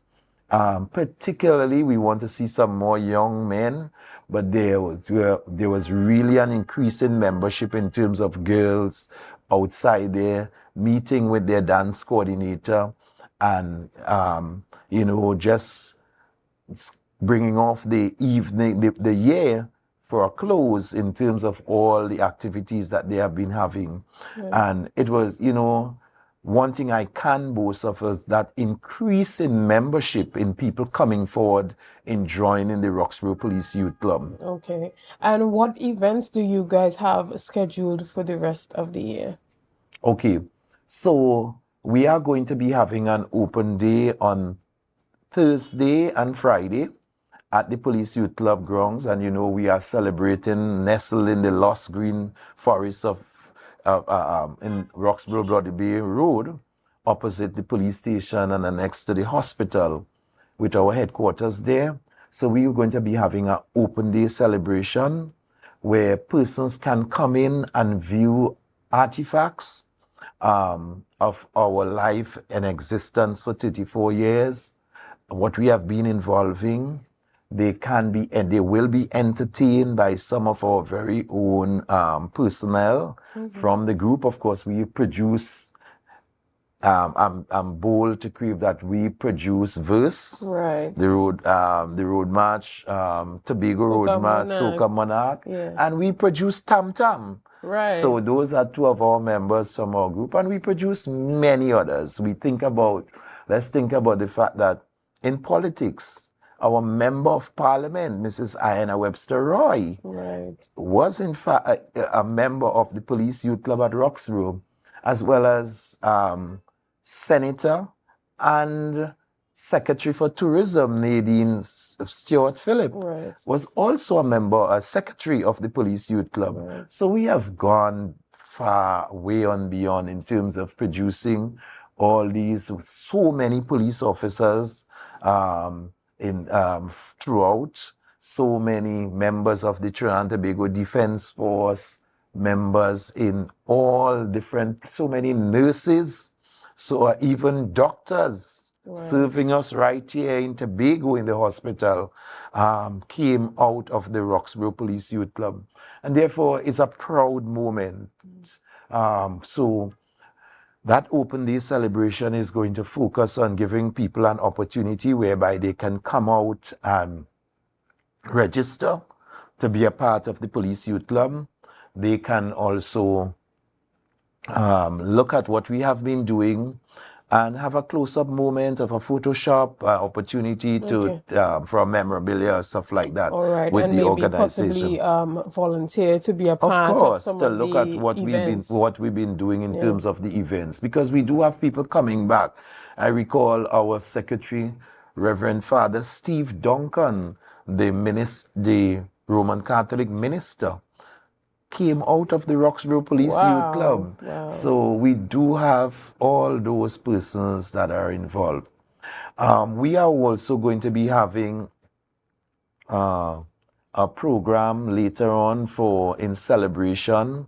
On this Saturday, we celebrate our persons that are involved in the Belmanor Festival. Right. Many persons weren't aware, but the Roxborough Belmanor Festival this year was put on by the Roxborough Police Youth Club. We were responsible for staging the production of that entire successful festival. So we are going to be bringing all the members of the cast who were members of the Police Youth Club to treat them to an awesome afternoon on Saturday, so that we celebrate that opportunity, because it's something that is really worth, them coming out. They have worked really hard throughout the year, and therefore we look to the opportunity to celebrate them. Well, that's quite amazing, impressive. I mean, we look forward to something like that. And we're going to take a quick break right here, and we're going to be back really soon. So stay with us, guys. Black Friday starts now at Courts. Get new and amazing deals every week with the lowest prices on the hottest electronics, top-of-the-line appliances, and stylish furniture. No need to waste your time shopping around. Plus, you can shop now and pay us in February 2025. Black Friday starts now. Don't miss out. Courts, bringing value home.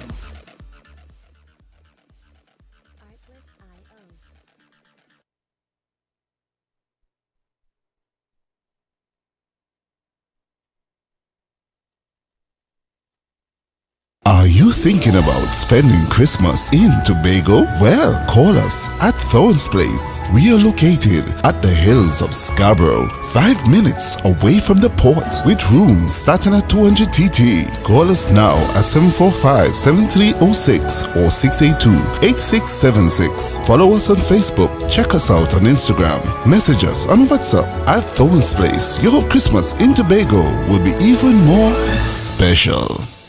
Standards Black Friday deal starts now with 35%. Attention members, now is your chance to double or even triple your dividend payment with no increase in your existing loan payment. Don't miss out on this incredible opportunity to boost your dividends effectively. Whether you're planning a vacation or simply looking to maximize your savings, we've got you covered. Call us today at 639-8226 or 631-1336. Message us on Facebook for more information. Hurry, this offer won't last long. Bethel Credit Union, because we see you at BCU. Get ready for Tobago Starquest Next Level 2024. Join us for an unforgettable night of talent and excitement as Tobago Starquest, in collaboration with Tobago Updates, presents the first semi-final on Thursday, November 14th, 2024, and the second semi-final on November 28th, 2024 at 7 p.m. at the Shore Park Complex. Celebrate the incredible talent from across Tobago's communities and witness a showcase like no other. Admission is just $50. Don't miss your chance to support the stars of tomorrow. See you there.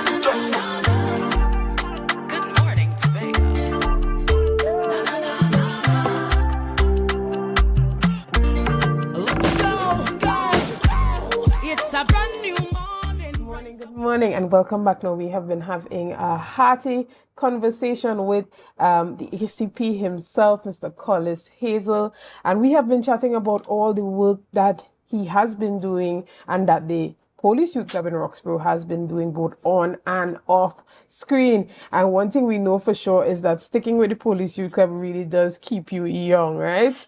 And so regardless of all the portfolios that you have amassed over the years, you have still stuck with the Roxborough Youth Club up to this time. I mean, how do you find the time to balance running tactical unit in 6 districts and still being able to keep up with the youths and be there with them and peep your head into the dance segments going on and then peep your head into the gym to see what's going on in there? How do you balance it? I want to honestly say that you have to have a passion for what you do. And therefore, being involved with the young people, you have to be committed in order to work with them. But I want to ensure that this is not a one-man team. You know, I have worked with so many other persons who have assisted in this Roxborough Police Youth Club. We're talking about in the earlies with people like Louisa Bess Hercules, teacher and principal of Roxborough Anglican School. You talk about Dr. Susan, Miss Dr. Mitchell, Roxanne Mitchell, who is now in the at our County of Health there, TRHA. Right. Dr. Mitchell was a teacher at Roxborough Anglican School and worked years with Roxborough Police Youth Club. You talk about Miss Pearl Carute. You talk about all these youth club, Lester Kerr, and Lindo. You talk about my wife, Sharon Ramsey Hazel. You talk about Crystal Bascom, who is there now, who is the rock, you know. And I have been working in terms of with some other police officers, WPC Small, WPC Bacchus, and all these other officers in order to mold them now to take over the youth club.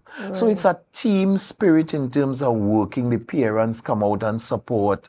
It's a total togetherness in terms of ensuring that we work together to achieve. You can't turn your back on people. And I really like the theme for this year, anniversary. By faith, we have come this far and we are yet far from finish.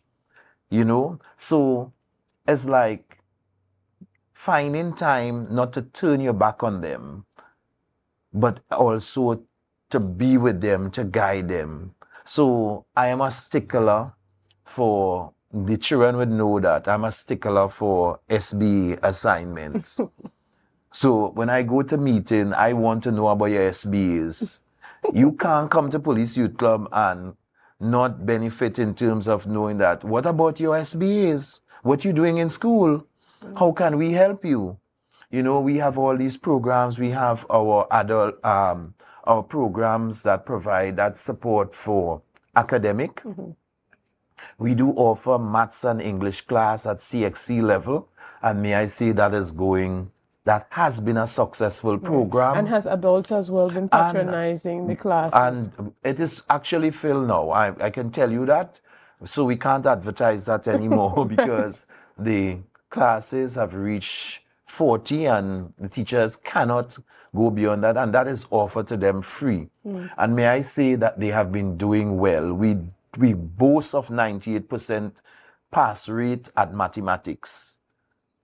And this is what we are proud of in terms of what we do with these programs. And we continue to work with them. So we do have dance classes and, I boast of my artistic director, Karen Berkeley-Charles. She is awesome. Wow. I mean, she have all these young girls and young men outside there. We have Mr. Quintin Wilson as well as our drum tutor.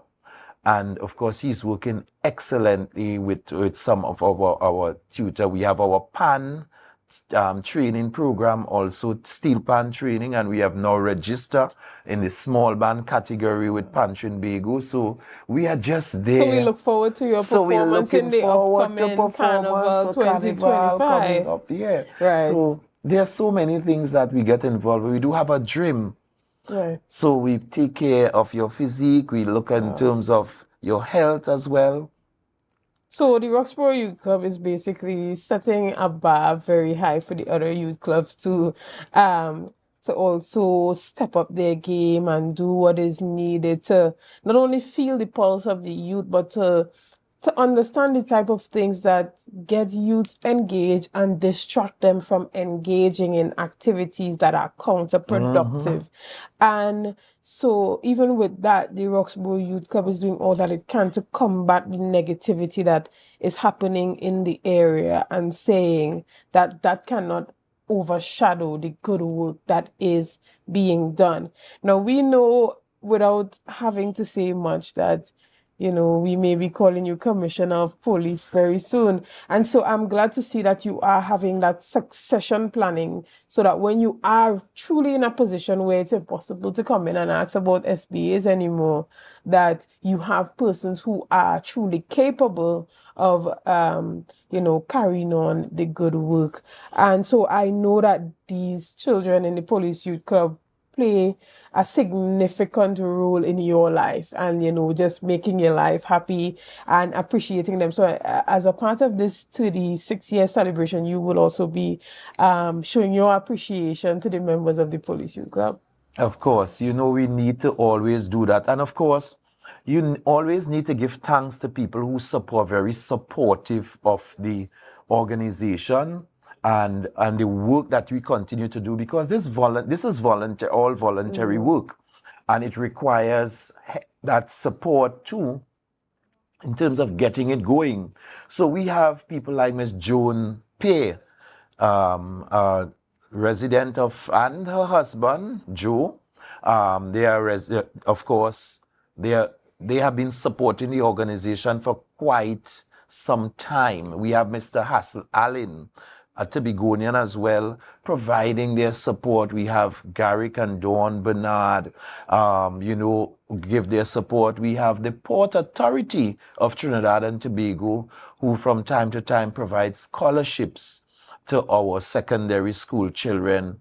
These are some of the institutions that we really continue to extend our thanks to. Even Mr. Tam, Right. yes, very, very supportive of the Roxborough Police Youth Club and the work that we have been doing. I mean, we have just returned, and this is one thing I told them I was so happy about, despite I was not able to make the trip. Right. Roxborough Police Youth Club just took 50 persons to the United States of America, where we participated in the so many programs in terms of ensuring that our culture remains alive, and to the diaspora in the United States of America, performing on international acts outside there, selling. We were there for the Tobago Day celebration.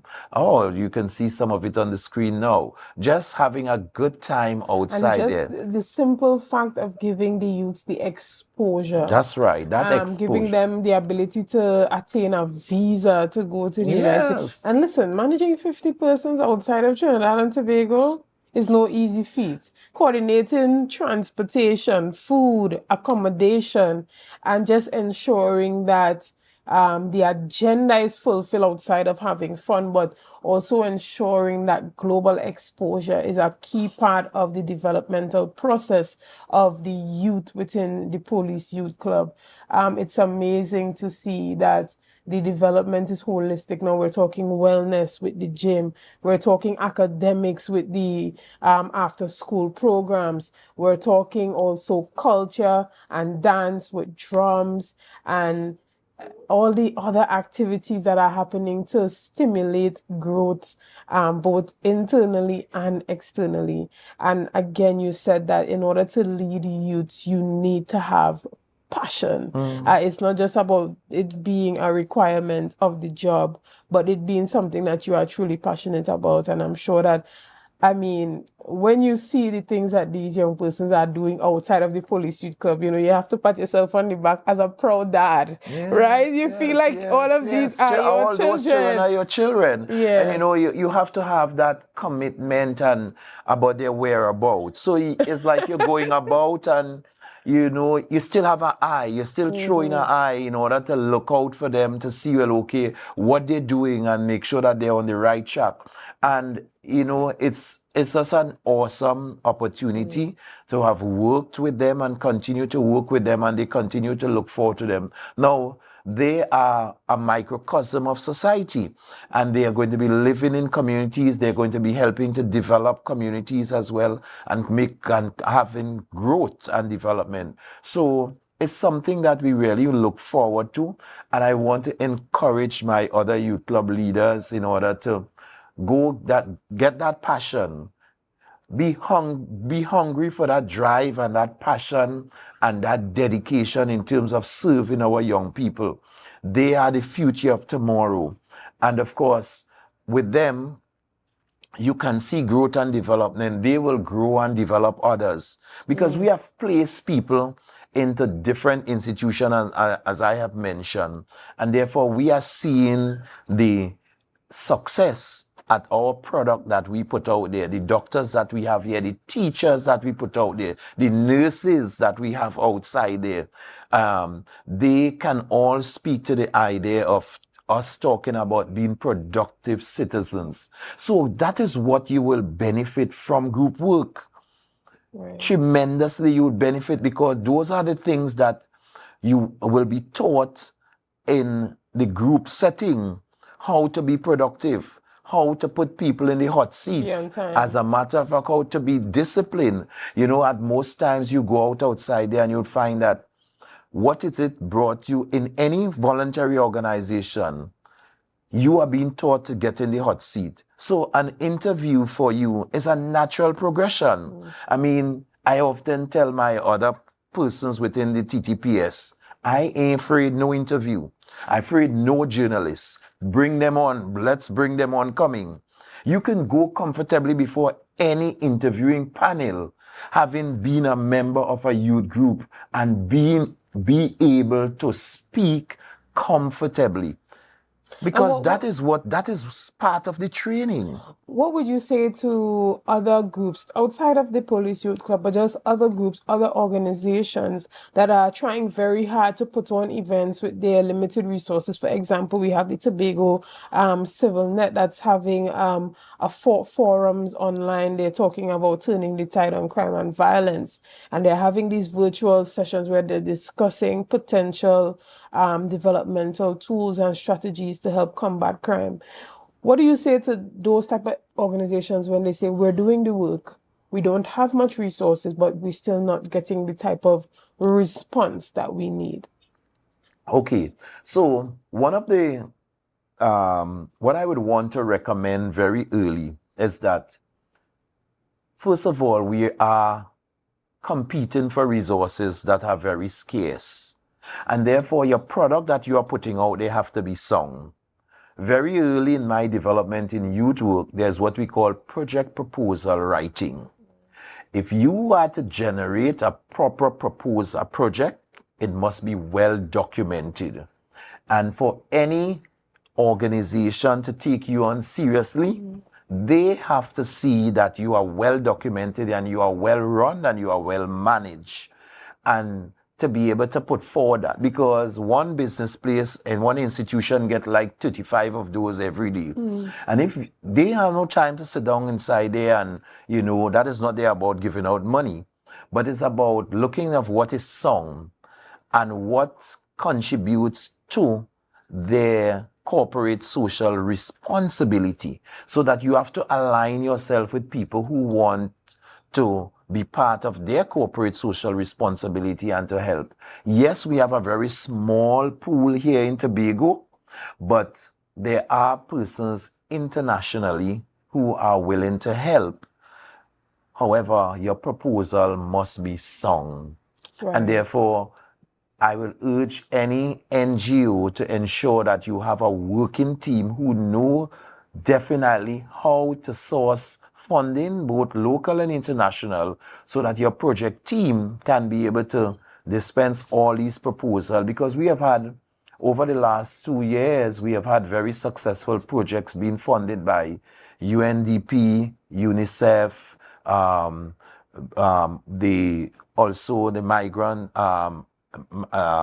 International Organization for Migration. All these are agencies in which we work along with, as well as our local sponsors or local business places. There are many places in Trinidad, but we just need to tap on them and to have their support in order to bring assistance to the organization. And how do they get persons to buy into the events that they're having after the resources are allocated and the events are put on?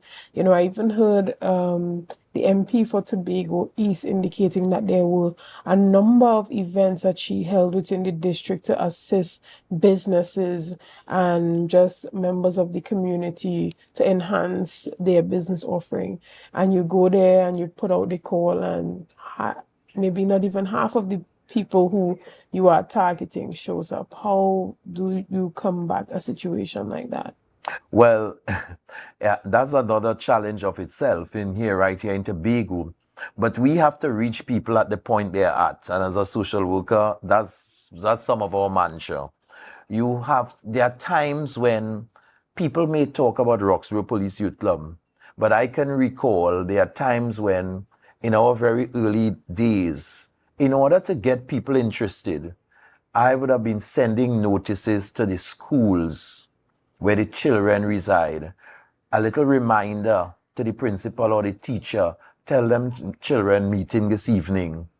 You know, I send notices to the churches to remind them they must read notices in churches. You're having parent body meeting this evening, or whenever we're having it. So you have to use all different kinds of strategies, because sometimes people feel, well, that's not my business. Right. So you also become a stakeholder with what is happening around in the community. And what is coming. So you are represented there. So you're in the face, and so, right, trying to get them involved, trying to make them know the whole idea of the village notice board. Every strategy you have to utilize in order to get the people, else you will not get them. You have to find time, the children outside there who you have to show them how important it is. Like, we started with doing field trips throughout Tobago. Every Mother's Day, we knew of going to village, until we decided we took a ride on the Inter-Island Ferry. We went to Trinidad, and then the trip started going. These are parents who have gone up, almost seen all the islands within the Caribbean in terms of their Mother's Day trip. Now, something like that, mommy ain't want to miss out on that. So they're in the police youth club, because these are things that they may not have benefit as a young person. They now have the opportunity in the police youth club parent body in order to benefit from that. So they have had trips where they went to France. You understand? It is all about working together. And sometimes it feels that it's impossible, but it's not. I recall one of our very successful projects that came out of the early stages, development stages from the young people, was that of a program we call Ready for the Road. Now, you cannot have 16-year-old and 17-year-old male and female in your organization, and you just ask them one day what it is you would like. And they say they want a license. Right. But how do a young 16-year-old, 17-year-old child living in the countryside, where most of the people are not, their level of economic prosperity is not that high, you have minimum wages, low-income families, in order to pay so much money in order to get the children to go to get a license. We sat as a group and decided we'll name this project Ready for the Road. We had about 16 children.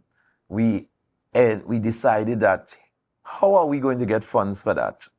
And what we decided is that we're going to organize a barbecue. The children, and we start staging and giving people responsibility. If you're a child and you don't have 5 friends, something wrong with you. So we were looking for persons where you can be able to find 5 persons who can buy a ticket at $50, and we printed tickets. The parents came, they assisted in terms of making the barbecue presentation. We had our own DJ, because that is a part of our police youth club tour, involving the children in this jockey and all these videograph programs. So they were outside there and they did all that fundraising venture, and I was very happy to recall that they made $10,000 in 7 hours. Wow. Yeah? Just by their involving in that. Now, that was a start. In order, we then went to one of the providers who trained people to drive, and we gave them a proposal. We said, Mr. Johnson, this is all we have. We raised this. You have 16 children. And Johnson Driving School was willing to offer their services to teach the children driving on the road. They did their international driving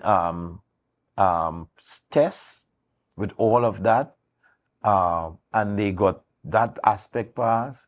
And then they went on and they did 16 of them did their tests in terms of, and acquired a license. Now that was done as a group. Individually, they may not have been able to achieve that. So we can do things together. And there are things like this that you achieve throughout group. So why not join a group and forget a gang? The gang focuses all the attention in providing, robbing people, stealing, shooting, doing everything to enrich the gang leader. The group provides that. That's right. The group provides social benefit for its membership. And therefore, this is the clarion call.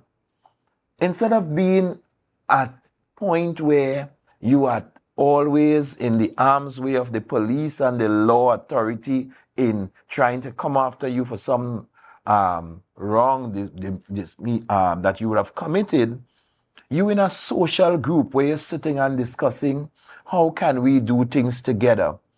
50 children leaving here, some of them for the first time seeing the United States of America, where many people wanted to go because they were involved in a dance group, because they were drummers, because they were part of the makeup artist team. They have a responsibility and they got that opportunity to travel. That's not something that is not something you could get from a gang. And therefore, I am saying to us all, let's reject outright that gang culture, and anybody coming to push that down to our children, stick out, stand out, and ensure that our children are counted as a productive citizen, rather than some Ayatollah wanting to take charge of them for his own benefit. And you know what's sad about it? I was speaking to some people who were involved in gangs. After they make that money from the gang leader know who he paid that money to. He sent back other people to rob them, you know. Sometimes people aren't aware of that. So he out here send you to commit your dirty work. He know he have to pay you some little thing. But he come back after you in order to get so it is all about you could him. Never win. So you could never win in this fight, and therefore it is enough for us to ask our young people and our parents to be wise. Get involved in a group and forget the gang. Right. And I just want to applaud you for staying on the ground, even as you elevate in your leadership and in your roles, and soon to be, we're not going to say it because we already know it, right? But again, congratulations to you and all the good work that you have been doing and staying grounded and staying connected to the pulse of the people on the ground in your area and in your district. Is there any, the Roxborough Police Youth Club have found a successful strategy of doing NGO work, and it is one that other organizations can look at and duplicate. You don't always have to recreate something new. You can use already established successful templates, and you have created a successful template. Is there anything you want to say to the youths and also other organizations that are doing the work but not yet seeing the fruits of their labor? Okay, so certainly we would want to see, first of all, I want to say to Tobago Updates, thank you.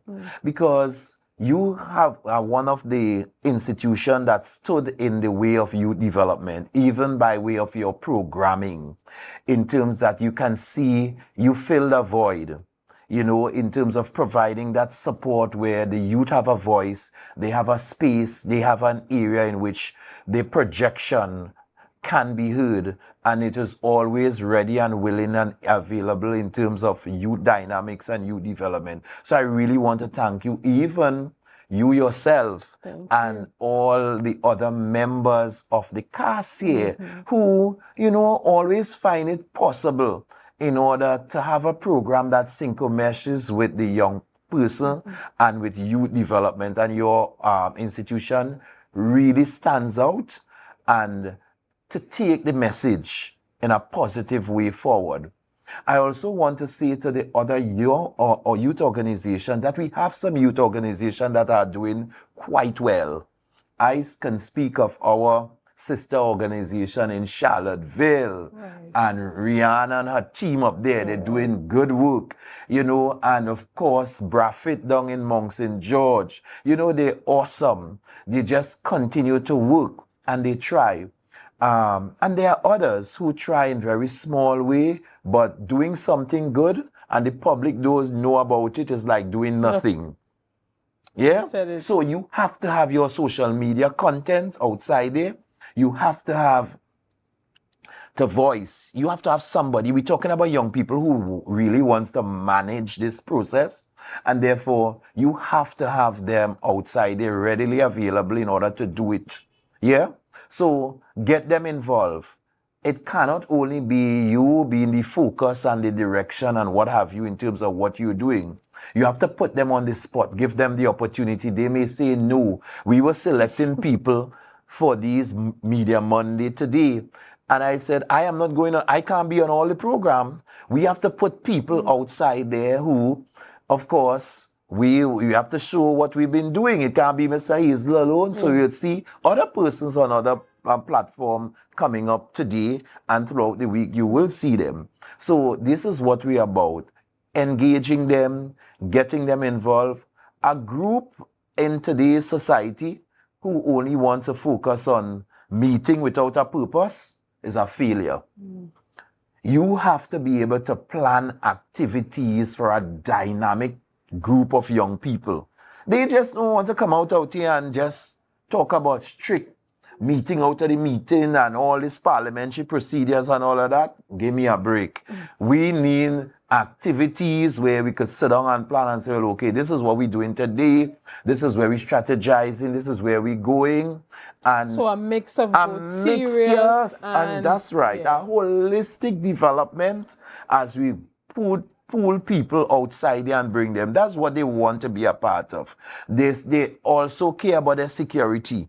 So you have to be able to take charge with them. They are teenagers, and therefore you would need guidance. So you need some persons who can be able to guide them along, not going and dictate to them and telling them this had to happen so, and then carry them back in the 19th century, and that it can happen so, and we don't want to see all just so, and all kinds of rules that really and truly I say, get real.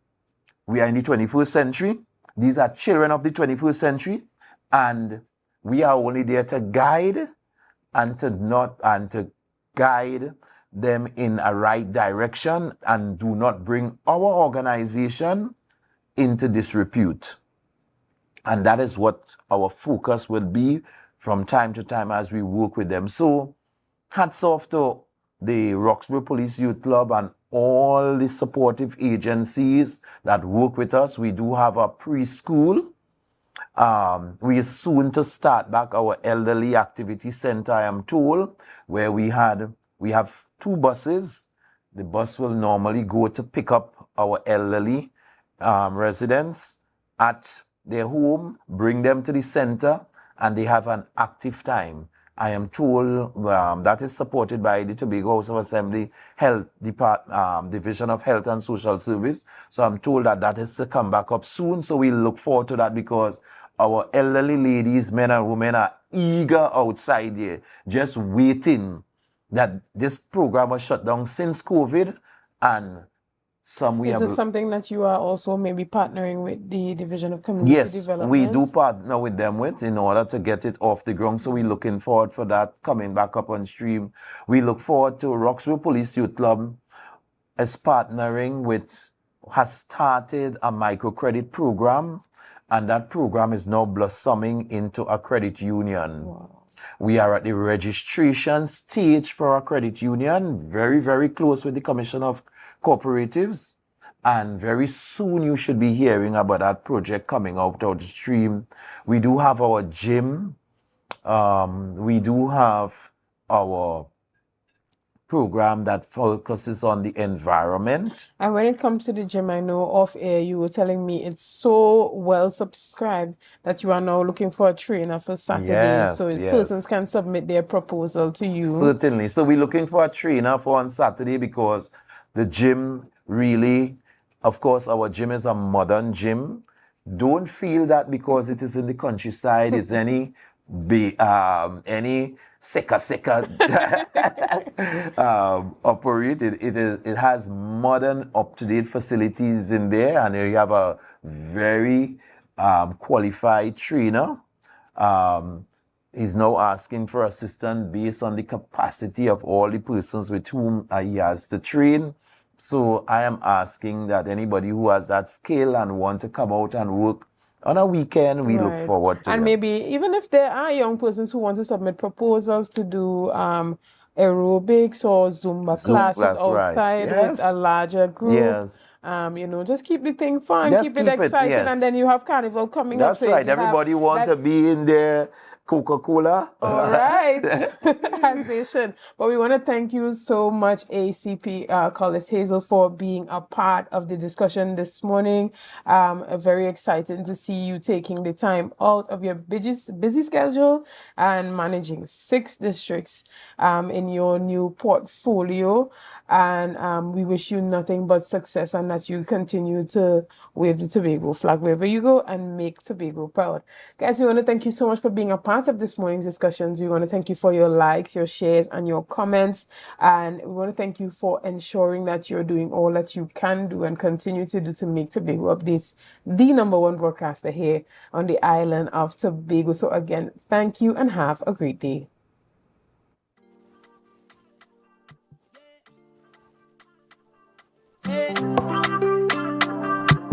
Tobago Updates.